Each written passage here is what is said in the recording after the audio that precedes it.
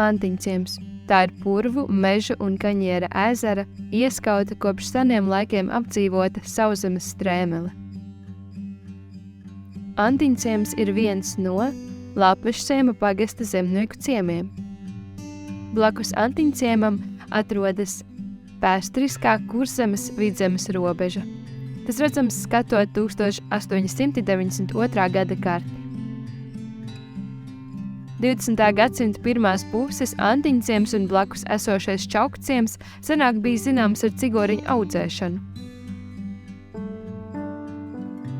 Zemnieki audzēja cigoriņus, ieguva to saknes un tās kaltēja augļu kaltētavās dārēs. Ar pajūgiem caur raganu purvu kaltētie cigoriņi tika nogādāti uz ķemera staciju, lai vestu uz Rīgu.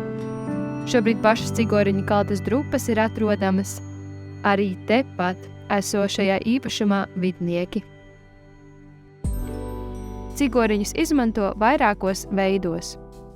Veselībai, pretiekaisuma nomierinoša, kā garšvielu, konditorijā, konfektēs, mīklas izstrādājumos, vai kā kafijas dzērienu.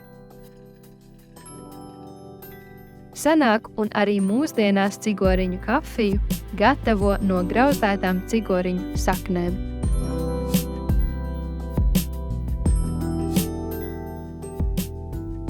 Šobrīd Tukumā joprojām ražo cigoriņu kafijas dzērienu. Vietās, kur agrāk audzēja cigoriņus, šobrīd Antiņciemā un tā apkārtnē atjaunojas bioloģiski vērtīgi zālāji, bet, lai tos notiktu sekmīgi, zemju īpašniekiem ir jāiesaistās tos atbilstoši kopjot.